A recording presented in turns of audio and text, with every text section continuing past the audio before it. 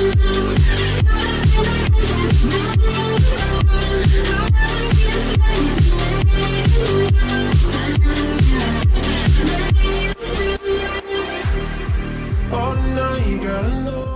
si Europeak 110 sa pinakamabentang motor ni Euro dito sa Mitsubishi. Kaya naman nung may dumating na bagong modelo dito, pumunta tayo agad guys para mabigyan to ng review at walkthrough. At syempre, alamin na din natin yung presyo ng bagong Europeak 110 na ito. Kaya naman tara, samahan nyo kay ikutan tong motor na to. Let's go! Sa mga naghahanap dyan ng motor na pwede pang araw-araw ni Euro, meron silang available dito guys na Europeak 110. So this one is yung 2025 model. At makikita nyo naman guys kung gaano mas pinabago or mas pinaganda itong si Europeak 110 pagdating pa lang sa headlight niya. Ayan. Napaka-sharp na, at the same time, ito ay naka-LED na mayroon pang projector na kung saan pagkagabi napakaliwanag. Tapos napakaganda din ng eyeline niya dito guys, which is naka-LED na din. Turn signal, naka-LED na din. Kaya modern na din yung design niya. So pagdating naman dito, wala kayong ibang decals or sticker makikita dito kundi yung brand niya na Euro Motors tapos yung Peak 110. So talaga mahalin tulad nyo siya guys doon sa Wave ni Honda kasi medyo may pagka-look alike sila. Then pagdating sa decals, ayan, napakaganda din ng decals guys. Ayan, perfect combo sa kulay niyang black. Tapos, pagdating sa suspension, ginamitan pa rin siya ng telescopic. Drum brake pa rin naman. Ayan, tapos ito ay merong tire size sa front na 2.25 by 17 inches. At the same time, siya po ay ayan, spoke. So, meaning, this one guys is, ayan, meron pang interior. And then, pagdating dito sa side profile niya, ito yung itsura. O, diba? Napakaganda ng motor na to guys, pang araw-araw. Kasi napakatipid din ito sa gasolina. At the same time, pagdating sa forma, napakaangas na din, no? Ayan. Dashboard tayo. Napakalapad ng dashboard. Tapos, lahat naman na information na kakailanganan mo dito ay nandito na. Kanyang speedometer, odometer. Tapos, meron siyang mga indicators dito kagaya ng turn signal. Ayan. Tapos, meron din siyang gear indicator. So, para sa akin, goods na goods yan. Para hindi ka namang hula kung anong gear na nitong motor na to pag pinapatakbo ninyo. At the same time, meron din siyang neutral indicator. Tapos, meron din siyang fuel gauge. Then, ang isa din sa nagustuhan ko dito guys, yung button switches niya, meron na din siyang patayan ng ilaw. Ayan. Electric start. Check natin kung mayroong kickstart. Ayan, meron pa siyang kickstart. So, for me, pag mabusan to ng baterya, of course, meron pa pag-asa na mapaandar tong motor na to. Tapos, nandito yung kanyang high beam, low beam, horn, turn signal, at choke. So, this one guys is carb type pa rin.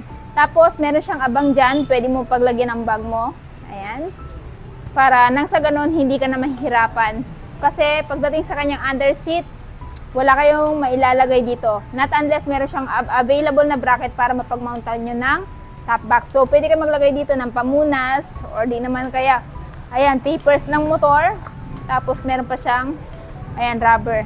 Pang higpit kung mayroon kayo ilalagay dito. Ito yung kanyang fuel tank. So, dito naman tayo sa grab bar.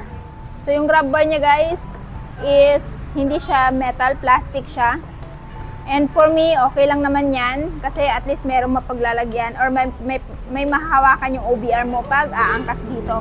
Sa seat naman, generous yung seat cushion niya. Tapos naka-rough. So, kahit anong klaseng pantalon na susuotin mo, ayan, hindi nadulasin dito sa motor na to.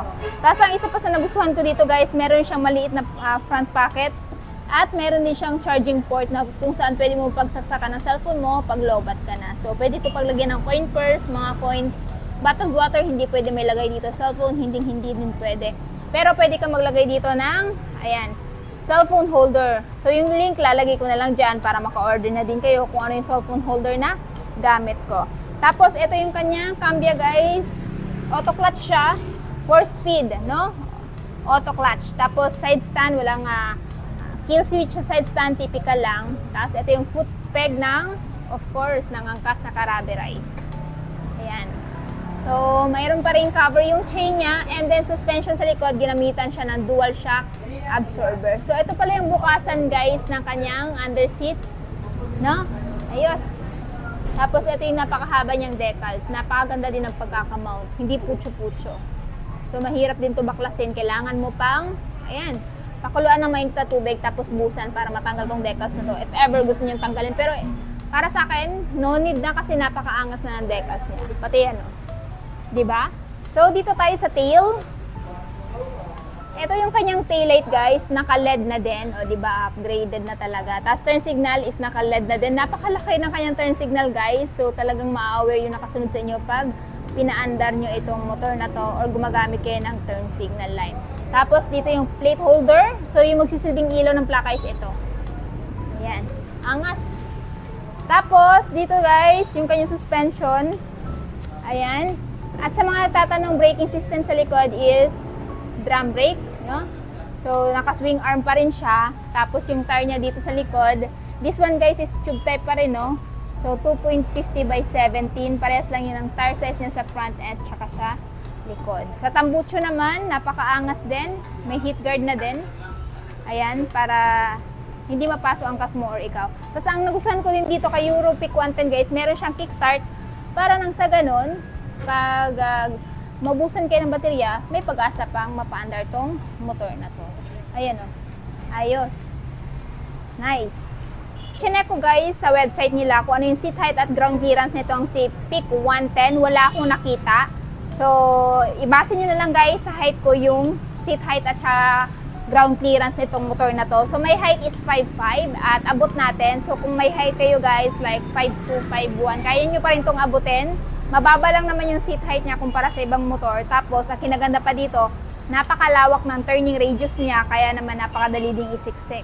So, ganito yung itsura natin guys. Pag nakaupo dito kay Euro Peak 110. Ayan. O, diba? Bagay na bagay din to sa mga lady rider at gustong kumuha ng motor, budget friendly. Highly recommend at this one. Ayan. Apakaangas. So, comment down below guys kung ito ba yung klase ng motor yung gusto nyong bilhin ngayong taon. Ayan, I want to know in the comment section below. Anyway guys, kung interested din kayo sa mga tools para sa motor, kung ano yung mga tools na ginagamit ko, ililink ko na lang din dyan para maka-order na din kayo. Mas maganda kasi meron tayong proper tools, parang sa ganon tayo na mag-change oil or di naman kaya magpapalit ng ating mga air filter kung scooter yung motor natin. Marami namang tutorial dito sa YouTube. Kaya if I were you guys, pumunta pa kayo sa mga mekaniko, kayo na yung gumawa. Kasi ako, pag nagme-maintenance sa motor ko, ako na yung mismo gumagawa. Kaya yung tools na ginagamit ko, ililink ko na lang dyan sa baba. This Euro Peak 110 is powered by 107cc 4-stroke single-cylinder carburetor 4-speed at air-cooled. Ito ay may lakas na 4.8 kilowatts at 8,000 RPM and max torque of 6.8 Nm at 6,000 RPM. Ito ay merong fuel tank capacity na 4 liters at merong timbang na 83 kilograms, kaya naman kahit lady rider ay kayang-kaya tong i-maneuver. Ito ay available aside sa Maxi Black na matte red, petrol green at sword gray. At ang kinaganda pa dito, ito ay naka Euro 3 compliant na, kaya naman makakaasa kayong napakalinis na ng buga ng usok na to at environment friendly. At natapos na nga natin ikutan si Euro Peak 110. At kung interested kayo dito sa motor na to guys, ito ngayon ay may presyo dito sa Mitsubishi Tagum na spot cash is 42,900. Pero kung kukunin nyo yung installment, ayan, wala siyang monthly. Ayan, naka-straight monthly siya. Tapos monthly sa 3 years ay 2,313. Ililess mo pa yung rebates na 300. Kung naghahanap kayo ng motor na pwede pang araw-araw, ayan, pang pasok sa school, sa trabaho, highly recommend this one. So, ayan, yung full address, lalagay ko na lang sa screen, maging sa description box para mas makapag-inquire kayo regarding sa motor na to. So, ayun na nga guys, natapos na nga natin ikutan si Euro Peak 110. Anong masasabi niyo sa motor na to? Sulit ba siya sa presyo niya? At anong katangian ng motor na to? Kung bakit ito yung kukonsider yung bilhin na ngayong taon? Paki-comment naman sa baba. At syempre, kung bago pa lang guys sa channel ko at hindi pa nakapag-subscribe, huwag kalimutan mag-subscribe para ma-notify kayo once may bago tayong upload na gaya nito. Also, please follow my Facebook page, Instagram at TikTok, Langga Gil. So yun guys, hanggang dito na muna tayo. Ride safe and peace out!